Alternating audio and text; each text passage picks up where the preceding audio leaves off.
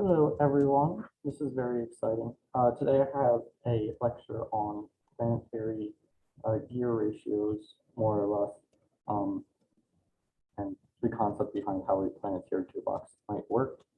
So we're going to start off with a little background on gears, and this is just to kind of give a foundation for looking at reductions between different sizes of gears, and obviously that gets a little more complicated once you get into planetary systems.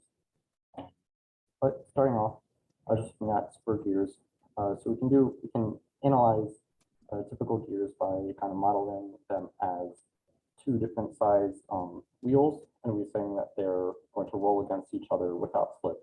And you can imagine in practice, that is what the teeth accomplish. And it's just kind of written out here. I don't remember if I really do an analysis on this, but we can draw this out anyway. I can test out how the screen sharing works. Is that? So it's basically just saying you have one gear, a larger gear. Oh, I bought ink. And then you have two different radii. So I'll make this like our radius in, or radius out. I wish I could also have my presentation up. Let me get on my laptop so I can have this up, so I can have the math in front of me, because I don't have it memorized. Maybe I should. I don't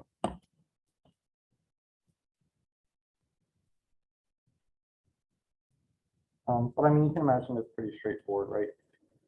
So the whole idea is that you have either some torque in or some velocity in. These are going to be rotating in the same direction then. And since they're rolling without slip at this point, you have some velocity on the input gear, and you're going to have the exact same velocity on the output gear at the sort of tangential edge between the two where they contact. And that sort of is what then drives the ratio between them, because you'll note that equals omega across R, and so it's like VI, the out, the I equals the out, and so omega I cross Ri is going to equal omega out cross R out. And then if you have, say, some input, omega I is your input velocity on here, and you want to find your omega out, it's pretty straightforward. Omega out is just going to be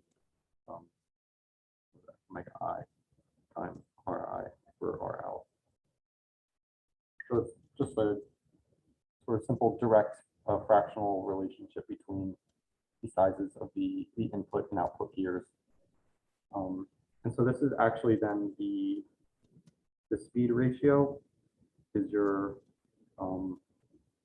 omega out over omega in. This is R in over R out. And so typically we'll instead look at the transmission ratio, which is tau out, which is your torque on the gear over tau in. And this is basically inversely proportional to the speed ratio. So that would be then R out over R in. And then so in this case, of course, if we have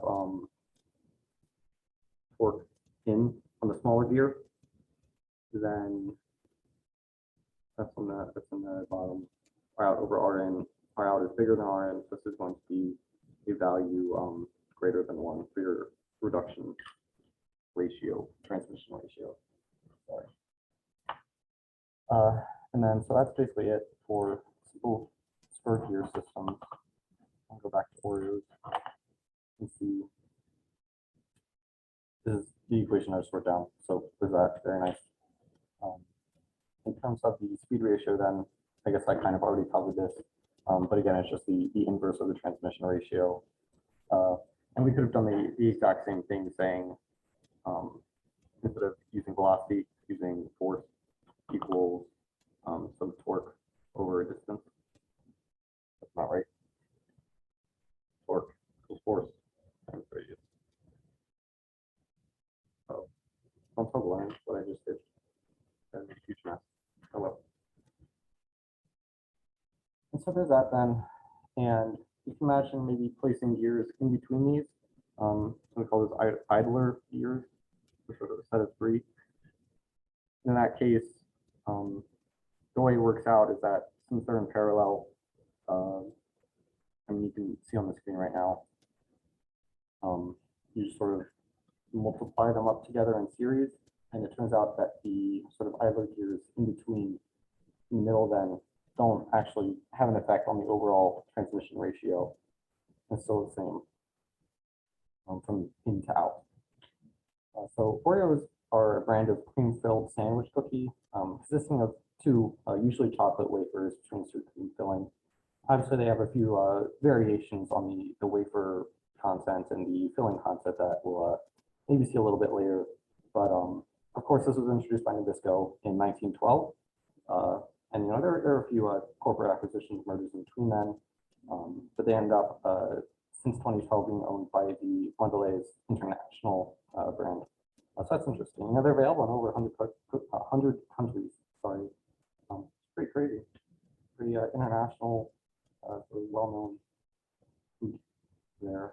So we can also look at stacking gears on top of each other, so that instead of placing them directly in between, in the case of the idler gear here, they are instead transmitting to one. That one drives the movement of a second one on the same shaft, and that is then transferred to a third one.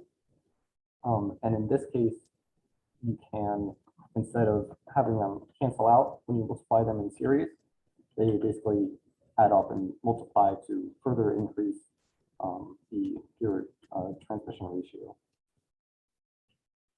And then so kind of identically functioning to spur gears, but inside out, we have internal or ring gears.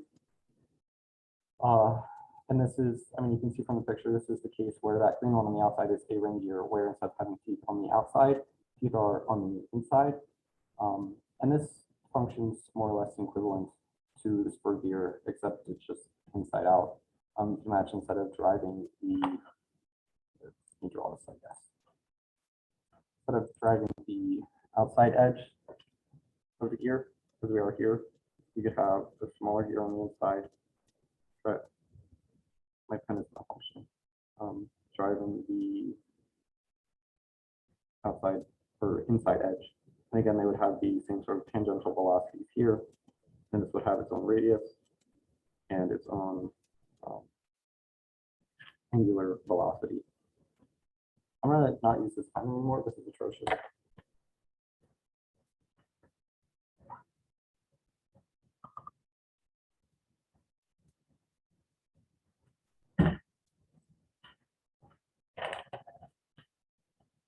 Sorry, I can hear my Slack notifications, by the way. Let me turn it off. All right. So that's basically the idea behind internal gears. And so where this gets real fancy then is when we look at planetary gears. So here's a pretty good drawing of one. It kind of implements the idea of the idler gears that we saw before, as well as the ring gear. So there are actually a number of different ways that you can end up driving this. The most common one that you'll see is driving the sun gear, which is the one in the center there, the white one. I don't know if it's one lustrous or not, but the one in the center here. And then the output is the movements of this carrier, and that represents a plate sort of connecting the three center points of rotation of the planetary pinions, which are the lighter blue gears that connect the sun gear to the ring gear. And so it's kind of best to just show how that works in practice. So the ring gear is fixed. Sorry, I guess I should mention that. That is kind of the critical component here. And then you can either I mean, you can drive the sun here, use the green Planetary Gear as output. You could also just do it in the opposite direction. In this case, however, driving the sun carrier output, you are getting a positive transmission ratio. So you're outputting a higher torque, slower angular velocity than your input.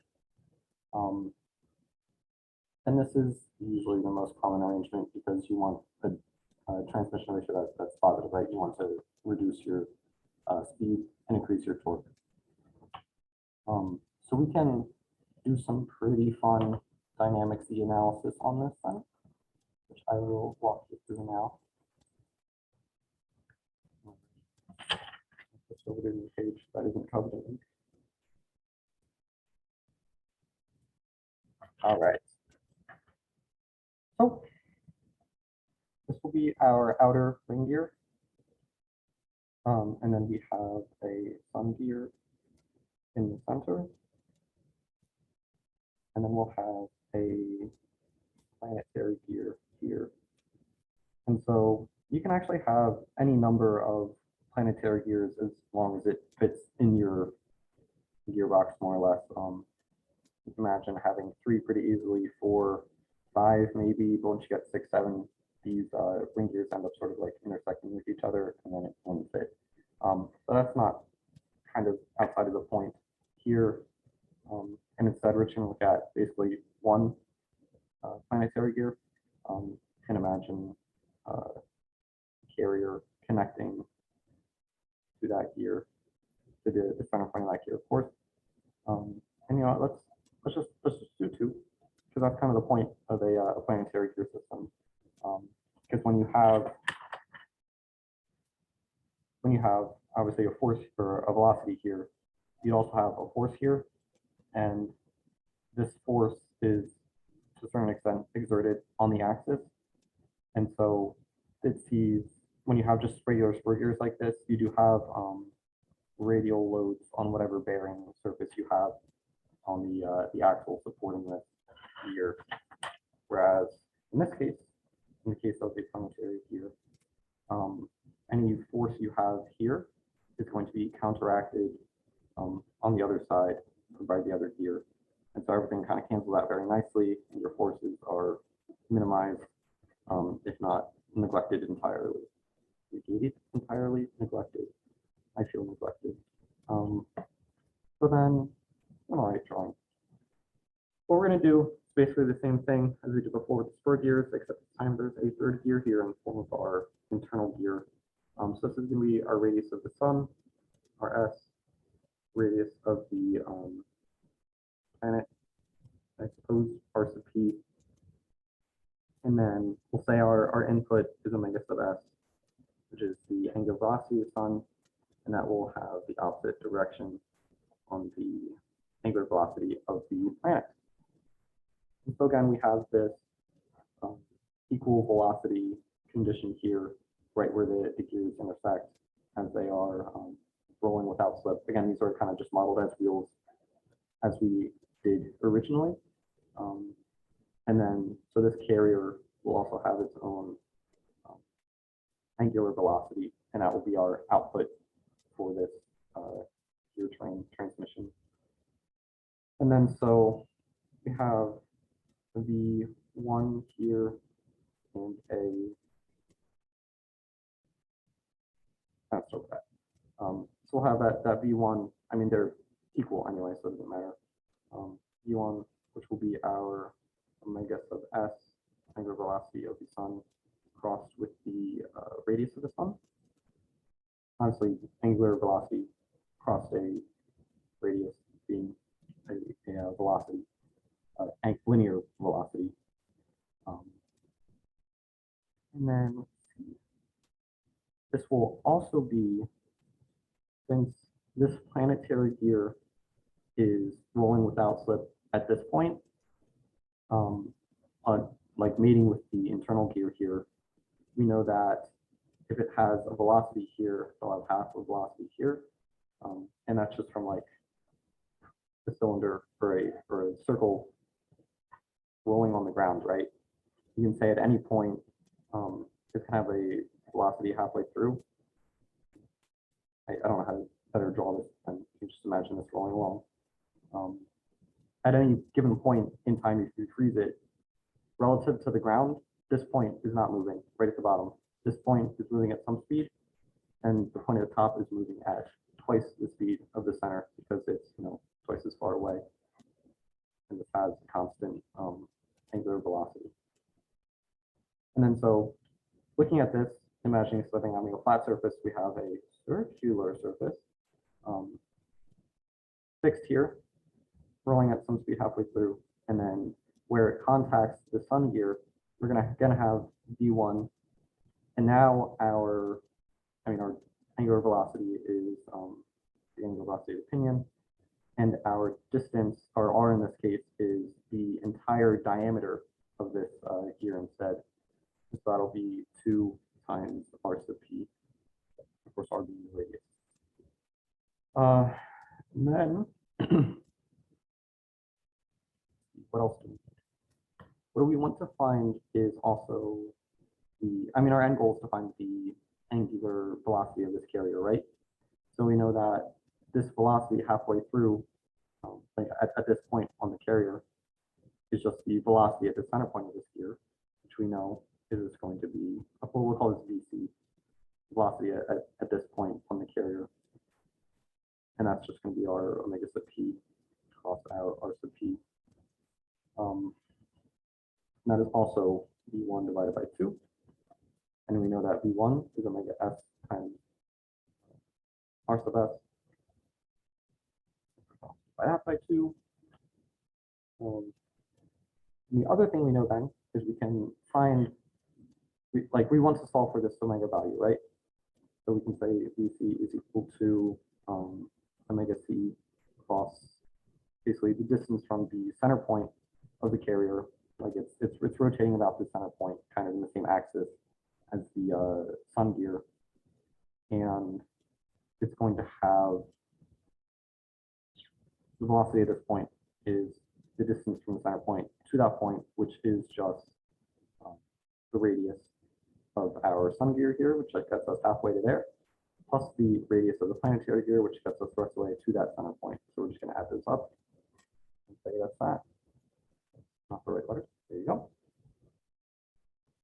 So combining these two, then we say omega c cross rs plus rp equal to s r sub s over 2. And then if we say in is the omega sub s, and our out is the carrier, I guess C, again, sun in, carrier out, ring gear fixed. We can solve for our transmission ratio, which would be, remember, instead of out over in, we're doing in over out, the speed instead of torque. That is omega in over out, which is omega f over omega c.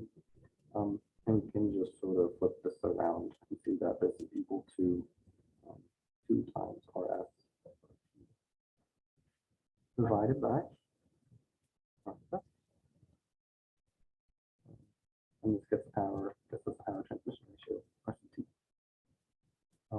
If you want this in terms of like gear teeth on each of your gears, you'll note that the number of teeth, given that, they're all going to have the same number of teeth per the circumference in order to get them to mesh correctly as gears.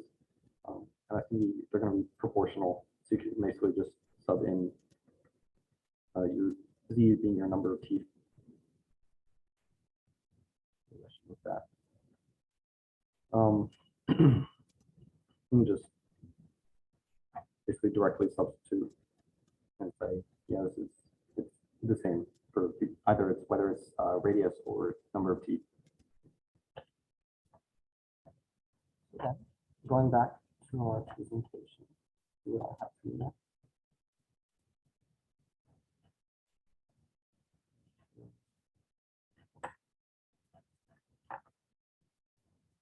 This is also fun. So these are all these animations are from Wikipedia. They're quite nice. Also, you'll see this is what I just derived, so I did it right. Yay. Um,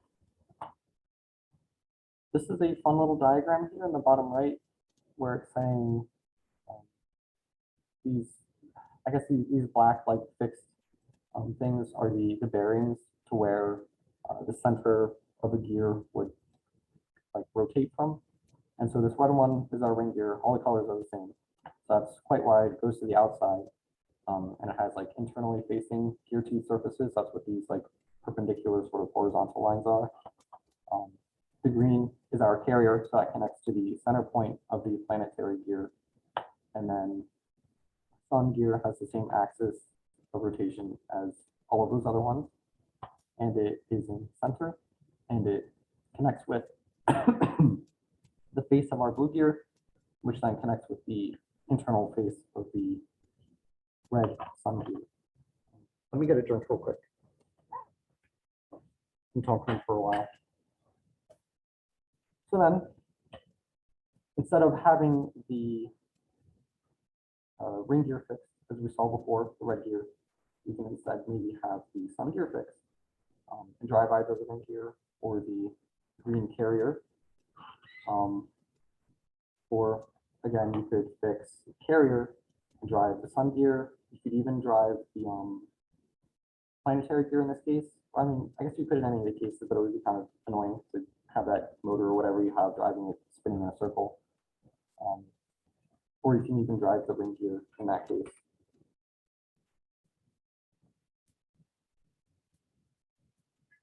But in any of these cases, one of them is going to be fixed, or at least it's easiest to analyze it that way. In actuality, you can get some like pretty funky gear ratios based on, you could actually have this carrier moving. And so that would have the effect of like slowing down your ring gear if your sun gear is at constant velocity. So you could have like multiple motors input to the same gearbox and end up with like the kind of continuously variable reduction ratio based on the difference in speed between the two motors. Or you could also have a single gearbox that switches between these modes and seeing which ones are fixed and having completely different output transmission ratios. And I think there are a number of like bicycle geared hubs that do that switch between these various modes of operation in order to get a wider range of different transmission ratios. And so, of course, Oreos being the focus of this presentation, then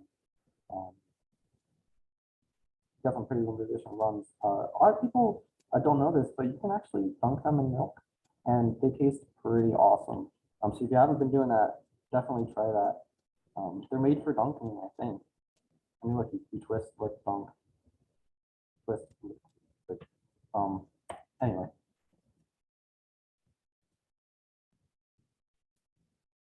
Some of them have chocolate in them. So again, you remember before when we had multiple sets of gears in series having like input and then a second gear with a shaft that drives another sort of like input gear to drive the final gear.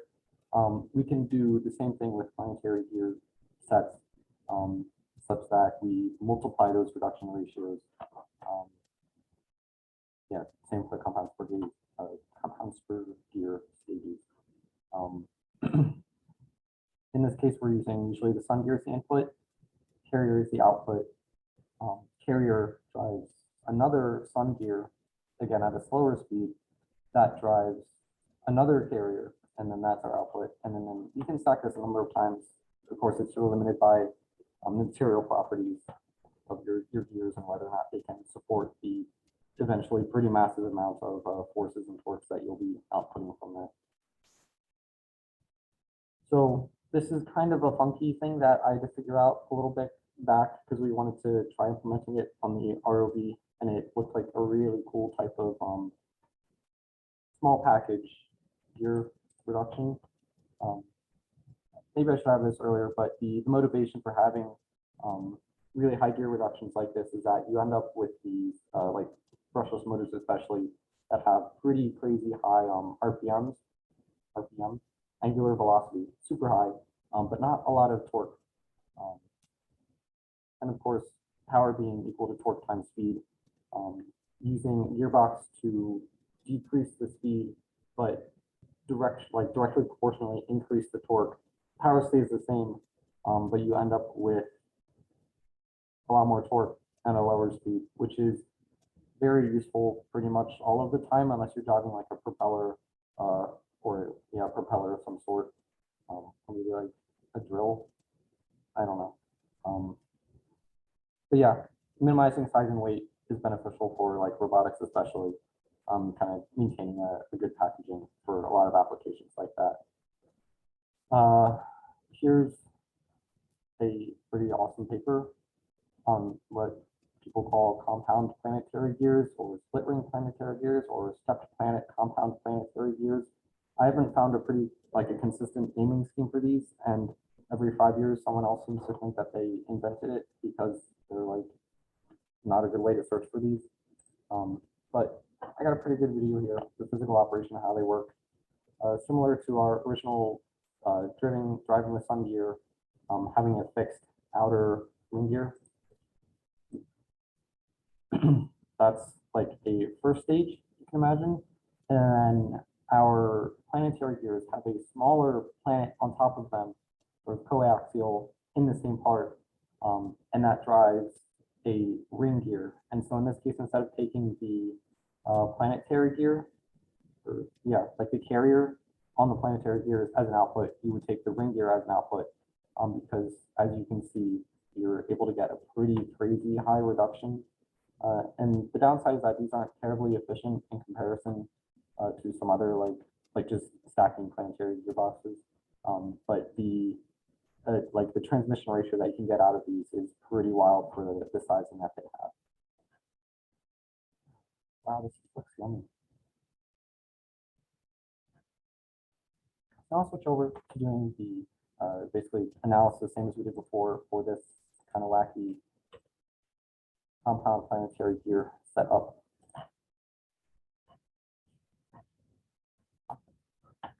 All right. And this paper is messy.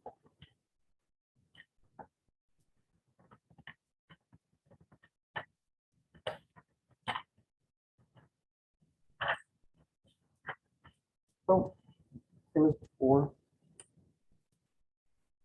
we would have our first layer has sun gear, planetary gear, ring gear around them. And then you would have basically, actually, you can imagine this is our top layer, I suppose, the second layer on that stack. And so you would have a larger planetary gear below this, which also meets with a larger ring gear below this. And so they're also kind of like connected on the same, you can imagine them being connected on the same planet, or the same carrier, sorry. And then let's try to go about this. Let me draw a kind of a blown up view of this then.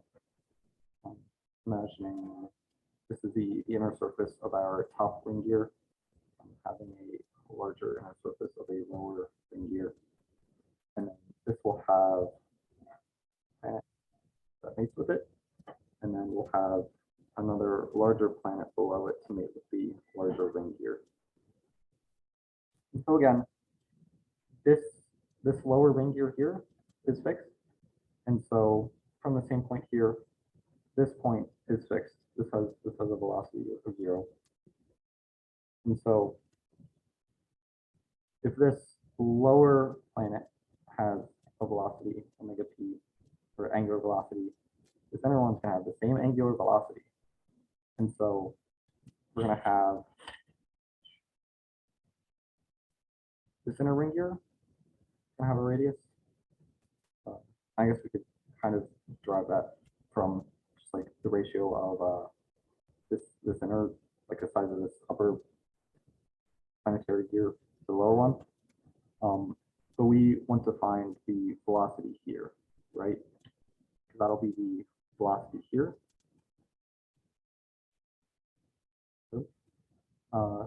And that will allow us to solve for our velocity of the ring gear. So it'll be, I'll call it VO, I guess. I don't know what I called it.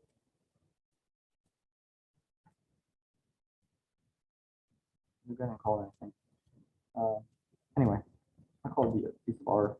It'll be your omega sub R cross R sub R. Oh, that's fun. Let's see then. So then in order to find this velocity here, we know velocity here, we have a angular velocity. So we want this distance right here, right?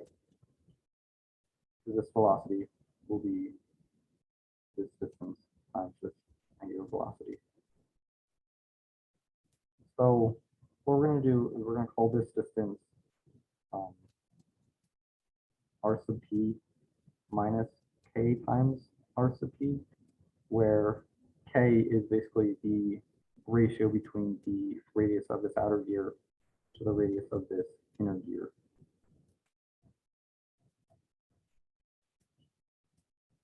I'll simplify that to that. And then so our v sub r here, or v sub r, no, wait, yes, that is our v sub r, right? That's going to be equal to the angular velocity of the planetary gear times this distance here, which we just wrote was r sub p times 1 minus k. And then this v sub r will also be equal to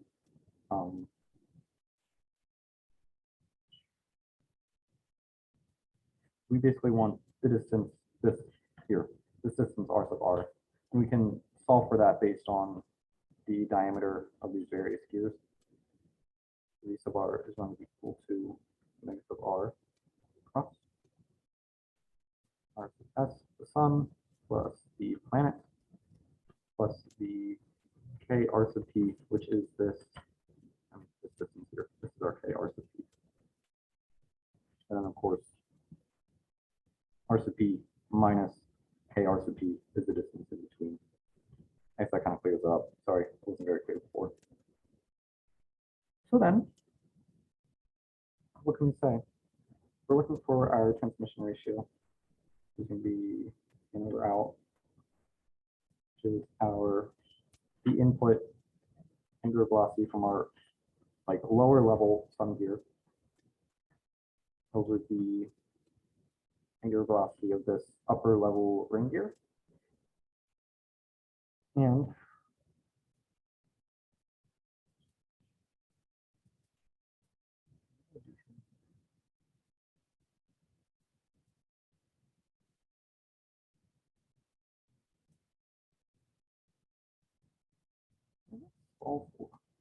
I solve for v sub r slightly differently. Oh, you know what? I substituted in, I think. You can also say the angular velocity of the planet is v1, v2, r sub for the radius of the planet.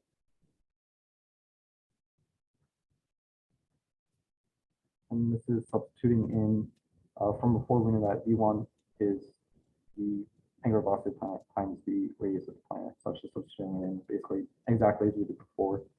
But then this allows us to solve for v sub r again, because we know that that is equal to like this r sub s over r sub p times. That cancels out. That's nice. So go back to our original transmission ratio then. The angular velocity of the sun we can get from this equation, kind of in a way. Oh,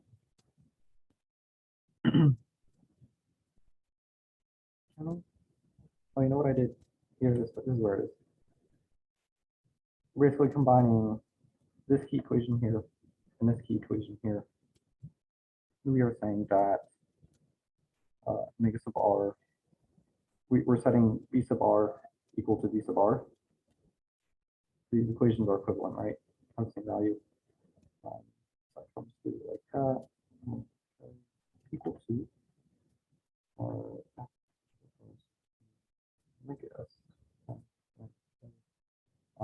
and then rearranging that for let me guess so that's let me guess r as t equal to rs plus r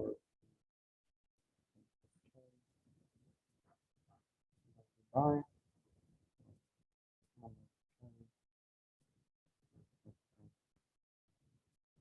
And then you can rewrite this in any way that's sort of useful to you. But regardless, I think I simplified it in a few different ways, but none of them were terribly useful. So I'm just gonna end it here. This is the reduction ratio that you get out of sort of stacked compound planetary gear setup. Back to the presentation then. If you want to see this again, because it's interesting to see.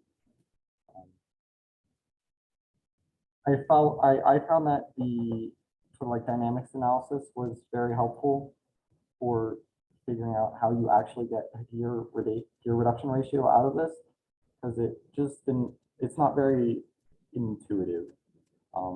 And so being able to see that this velocity here, like the tangential velocity on this ring gear, is just like the distance between the outer ring gear and the inner ring gear times the like rotational speed of these planetary gears. Like that's what the analysis told us anyway. Looking at it, so like velocity and velocity-wise, like we did previously for planetary gears. I feel like it really clears up. It's the Oreos again. There are a few other sort of very compact and very high gear reduction ratio possibilities. Here on the left is like a cycloidal drive. And those can end up being more efficient than this one even, this compound split ring, whatever. And then on the right is a harmonic drive gearbox that basically works by flexing this red gear. And so that's actually like changing shape as the green, I don't know what you want to call it, but it deforms the red gear. And then there's this difference in the number of teeth between the outer blue gear and the inner red gear. And each time it sort of slips over one. And then so your output in this case would be the red gear. And in this case, the purple in gear thing on the bottom. It doesn't really have gears in the typical sense, I guess, but and these are also usually like stacked on top of each other. You'll see that this is sort of eccentrically offset, and so that'll vibrate like heck. It's usually up to just sort of counteract that going in opposite directions. There's one more Oreos left in my house, so that's sad. And it'd be nice if we had more. Should probably go to the store sometime soon. So it's going to start with a background on spur gears and just to sort of go back and see, you know, again, compared to the original spur gears where the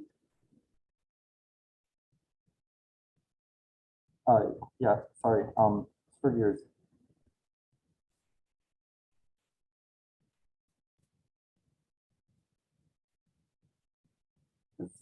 Where do I belong? Is there freedom in the darkness? In the beyond?